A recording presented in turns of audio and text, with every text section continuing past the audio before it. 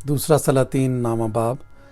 اور الیشا نبی نے انبیاء زادوں میں سے ایک کو بلا کر اس سے کہا، اپنی کمر باندھ اور تیل کی یہ کپی اپنے ہاتھ میں لے اور رامات جلاد کو جا، اور جب تو وہاں پہنچے تو یاہو بن یہوشافط بن نمسی کو پوچھ اور اندر جا کر اسے اس کے بھائیوں میں سے اٹھوا اور اندر کی کوٹھڑی میں لے جا، پھر تیل کی یہ کپی لے کر اس کے سر پر ڈال اور کہہ، خداوند یوں فرماتا ہے کہ میں نے تجھے مسا کر کے اسرائیل کا بادشاہ بنایا ہے، پھر تو دروازہ کھول کر بھاگنا اور ٹھہرنا مت۔ سو وہ جوان جو نبی تھا رامات جلاد کو گیا، اور جب وہ پہنچا تو لشکر کے سردار بیٹھے ہوئے تھے۔ اس نے کہا، اے سردار، میرے پاس تیرے لیے ایک پیغام ہے۔ یاہو نے کہا، ہم سبوں میں سے کس کے لیے؟ اس نے کہا، اے سردار، تیرے لیے۔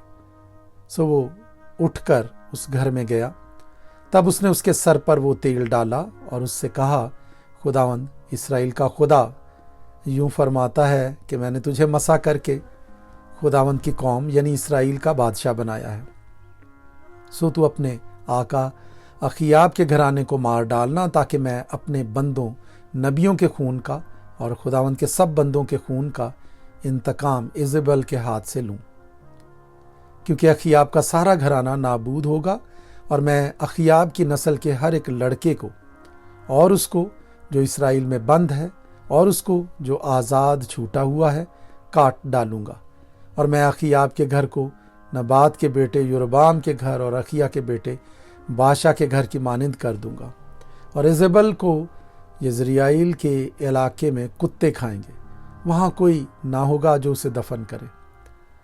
پھر وہ دروازہ کھول کر بھاگا۔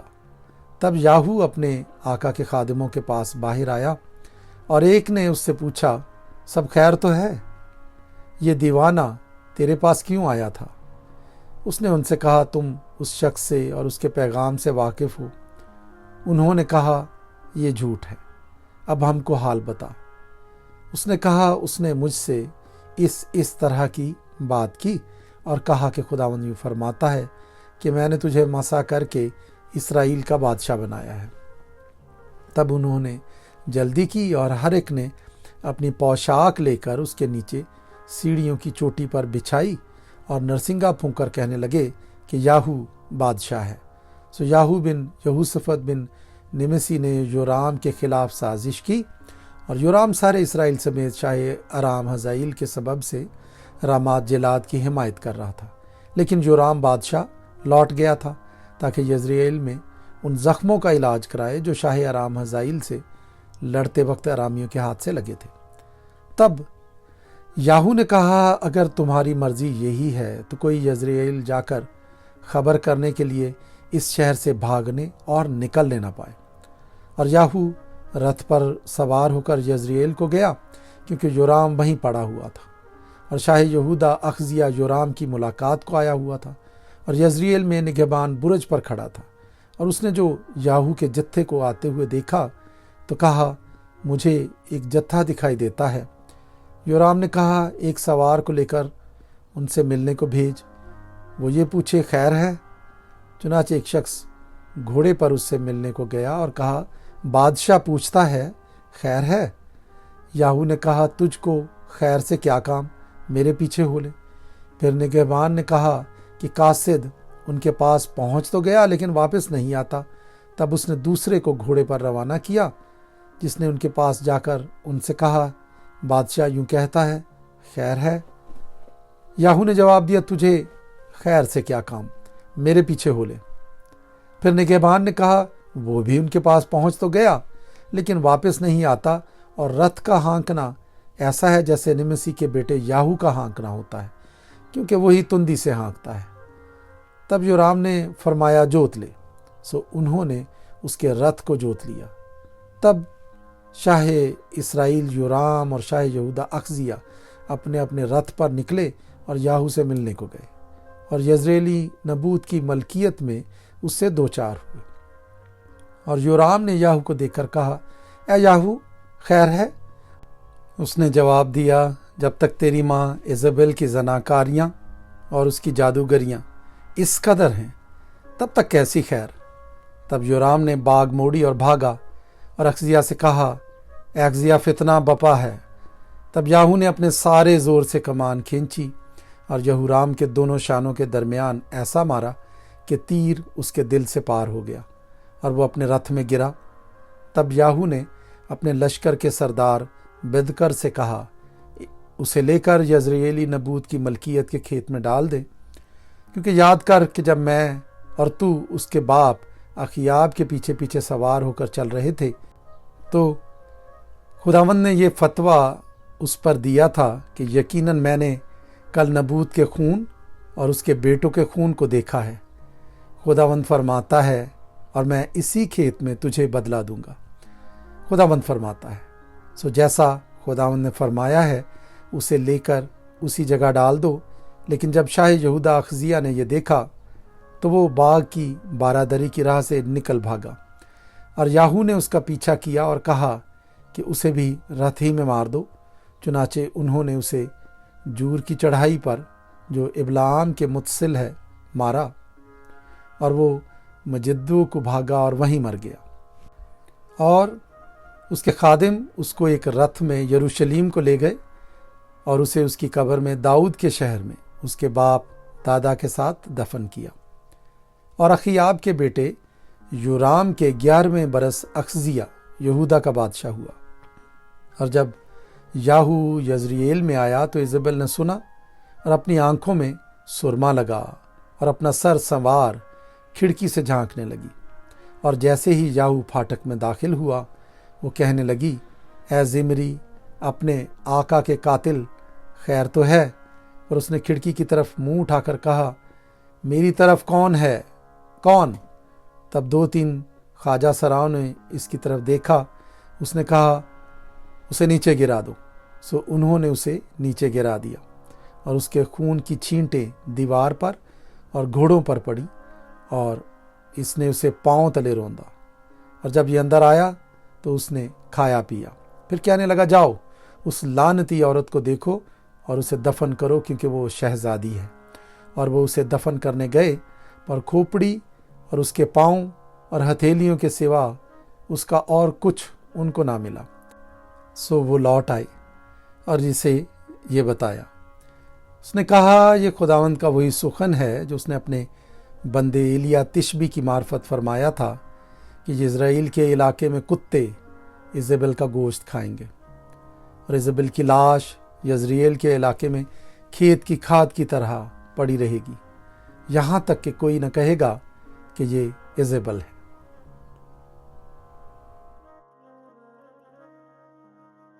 दूसरा सलातीन 10वां बाब। और सामरिया में अखियाब के 70 बेटे थे। सो याहू ने सामरिया में यजरिएल के अमीरों यानी बुजुर्गों के पास और उनके पास जो अखियाब के बेटों के पालने वाले थे खत लिख भेजे कि जिस हाल तुम्हारे आका के बेटे तुम्हारे साथ हैं और तुम्हारे पास रथ और घोड़े और फसीलदार शहर भी और हथियार भी हैं, सो इस खत के पहुंचते ही तुम अपने आका के बेटों में सबसे अच्छे और लायक को चुनकर उसे उसके बाप के तख्त पर बिठाओ और अपने आका के घराने के लिए जंग करो। लेकिन वो निहायत हैरान हुए और कहने लगे, देखो 2 बादशाह तो उसका मुकाबला न कर सके, बस हम क्यों कर सकेंगे। सो महल के दीवान ने और शहर के हाकिम ने और बुजुर्गों ने भी और लड़कों के पालने वालों ने याहू को कहला भेजा, हम सब तेरे खादिम हैं और जो कुछ तू फरमाएगा वो सब हम करेंगे। हम किसी को बादशाह नहीं बनाएंगे, जो कुछ तेरी नज़र में अच्छा हो सो कर। तब उसने दूसरी बार एक ख़त लिखकर उनको लिख भेजा कि अगर तुम मेरी तरफ हो और मेरी बात मानना चाहते हो तो अपने आका के बेटों के सर उतार कर कल यजरिएल में इसी वक्त मेरे पास आ जाओ। उस वक्त शहजादे जो 70 आदमी थे शहर के उन बड़े आदमियों के साथ थे जो उनके पालने वाले थे। सो जब ये नामा उनके पास आया तो उन्होंने शहजादों को लेकर उनको यानी उन 70 आदमियों को कत्ल किया और उनके सर टोकरों में रख कर उनको उसके पास यजरिएल में भेज दिया। तब एक कासिद ने आकर उसे खबर दी कि वो शहजादों के सर लाए हैं। उसने कहा कि तुम शहर के फाटक के मदखल पर उनकी 2 ढेरियां लगाकर कल सुबह तक रहने दो।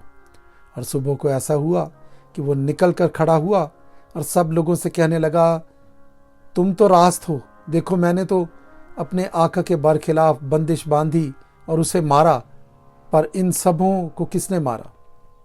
सो अब जान लो कि खुदावंद के उस सुखन में से जिसे खुदावंद ने अखियाब के घराने के हक में फरमाया, कोई बात खाक में नहीं मिलेगी, क्योंकि खुदावंद ने जो कुछ अपने बंदे एलिया की मार्फत फरमाया था उसे पूरा किया। सो याहू ने उन सब को जो अखियाब के घराने से यज़रिएल में बच रहे थे और उसके सब बड़े बड़े आदमियों और मुकर्रब दोस्तों और काहिनों को कत्ल किया, यहाँ तक कि उसने उसके किसी आदमी को बाकी न छोड़ा। फिर वो उठकर रवाना हुआ और सामरिया को चला और रास्ते में गडरियों के बाल कतरने के घर तक पहुंचा ही था कि याहू को शाह यहूदा अखजिया के भाई मिल गए। उसने पूछा कि तुम कौन हो? उन्होंने कहा, हम अखजिया के भाई हैं और हम जाते हैं कि बादशाह के बेटों और मलिका के बेटों को सलाम करें। तब उसने कहा कि उनको जीता पकड़ लो। सो उन्होंने उनको जीता पकड़ लिया और उनको जो 42 आदमी थे बाल कतरने के घर के हौज पर कत्ल किया। उसने उनमें से एक को भी न छोड़ा। फिर जब वो वहाँ से रुखसत हुआ तो यहूनादाब बिन रकाब जो उसके इस्तकबाल को आ रहा था उसे मिला। तब उसने उसे सलाम किया और उससे कहा, क्या तेरा दिल ठीक है जैसा मेरा दिल तेरे दिल के साथ है? यहूनादाब ने जवाब दिया कि है। सो उसने कहा, अगर ऐसा है तो अपना हाथ मुझे दे। सो उसने उसे अपना हाथ दिया और उसने उसे रथ में अपने साथ बिठा लिया और कहा, मेरे साथ चल और मेरी गैरत को जो खुदावंद के लिए है देख। सो उन्होंने उसे उसके साथ रथ पर सवार कराया और जब वो सामरिया में पहुंचा तो अखियाब के सब बाकी लोगों को जो सामरिया में थे कत्ल किया, यहाँ तक कि उसने जैसा खुदावंद ने एलिया से कहा था उसको नेस्त व नाबूद कर दिया। फिर याहू ने सब लोगों को फराहम किया और उनसे कहा कि अखियाब ने बाल की थोड़ी प्रस्तिश की, याहू उसकी बहुत ही प्रस्तिश करेगा। सो अब तुम बाल के सब नबियों और उसके सब पूजने वालों और सब पुजारियों को मेरे पास बुला लाओ, उनमें से कोई गैर हाजिर ना रहे, क्योंकि मुझे बाल के लिए बड़ी कुर्बानी करनी है। सो जो कोई गैर हाजिर रहे वो जीता ना बचेगा। पर याहू ने इस गर्ज से कि बाल के पूजने वालों को नेस्त कर दे ये हीला निकाला था। और याहू ने कहा कि बाल के लिए एक ख़ास ईद की तकदीस करो। सो उन्होंने उसकी मुनादी कर दी और याहू ने सारे इसराइल में लोग भेजे और बाल के सब पूजने वाले आए, यहाँ तक कि एक शख्स भी ऐसा न था जो ना आया हो। और वो बाल के मंदिर में दाखिल हुए और बाल का मंदिर इस सिरे से उस सिरे तक भर गया। फिर उसने उसको जो तोशा खाने पर मुकर्रर था हुक्म किया कि बाल के सब पूजने वालों के लिए लिबास निकाल ला। सो वो उनके लिए लिबास निकाल लाया। तब याहू और यहूनादाब बिन रकाब बाल के मंदिर के अंदर गए और उसने बाल के पूजने वालों से कहा कि तफ्तीश करो और देख लो कि यहाँ तुम्हारे साथ खुदावंद के खादिमों में से कोई ना हो, फक्त बाल ही के पूजने वाले हों। और वो ज़बीहे और सोख्तनी कुर्बानियाँ गुजरानने को अंदर गए और याहू ने बाहर 80 जवान मुकर्रर कर दिए और कहा कि अगर कोई इन लोगों में से जिनको मैं तुम्हारे हाथ में कर दूं निकल भागे तो छोड़ने वाले की जान उसकी जान के बदले जाएगी। और जब वो सोख्तनी कुर्बानी चढ़ा चुका तो याहू ने पहरे वालों और सरदारों से कहा कि घुस जाओ और उनको कत्ल करो, एक भी निकलने ना पाए। चुनाचे उन्होंने उनको तहतेक किया और पहरे वालों और सरदारों ने उनको बाहर फेंक दिया और बाल के मंदिर के शहर को गए और उन्होंने बाल के मंदिर के सतूनों को बाहर निकाल कर उनको आग में जलाया और बाल के सतून को चकनाचूर किया और बाल का मंदिर ढाकर उसे संडास बना दिया जैसा आज तक है। यूं याहू ने बाल को इसराइल के दरमियान से नेस्त व नाबूद कर दिया تو بھی نبات کے بیٹے یربعام کے گناہوں سے جن سے اس نے اسرائیل سے گناہ کرایا یاہو باز نہ آیا، یعنی اس نے سونے کے بچڑوں کو ماننے سے جو بیتیل اور دان میں تھے کنارہ کشی نہ کی۔ اور خداوند نے یاہو سے کہا چونکہ تو نے یہ نیکی کی ہے کہ جو کچھ میری نظر میں بھلا تھا اسے انجام دیا ہے اور اخیاب کے گھرانے سے میری مرضی کے مطابق برتاؤ کیا ہے، اس لیے تیرے بیٹے چوتھی پشت تک اسرائیل کے تخت پر بیٹھیں گے۔ پر یاہو نے خداوند اسرائیل کے خدا کی شریعت پر اپنے سارے دل سے چلنے کی فکر نہ کی، وہ یربعام کے گناہوں سے جن سے اس نے اسرائیل سے گناہ کرایا الگ نہ ہوا۔ ان دنوں خداوند اسرائیل کو گھٹانے لگا اور حزائیل نے ان کو اسرائیل کی سب سرحدوں میں مارا، یعنی یردن سے لے کر مشرق کی طرف جلاد کے سارے ملک میں، اور جدیوں اور ربینیوں اور منسیوں کو اروئیر سے جو وادی ارنون میں ہے، یعنی جلاد اور بسن کو بھی، اور یاہو کے باقی کام اور سب کچھ جو اس نے کیا اور اس کی ساری قوت کا بیان، سو کیا وہ اسرائیل کے بادشاہوں کی تواریخ کی کتاب میں قلم بند نہیں؟ اور یاہو اپنے باپ دادا کے ساتھ سو گیا اور انہوں نے اسے سامریہ میں دفن کیا، اور اس کا بیٹا یہو آخز اس کی جگہ بادشاہ ہوا۔ اور وہ عرصہ جس میں یاہو نے سامریہ میں بنی اسرائیل پر سلطنت کی 28 برس کا تھا۔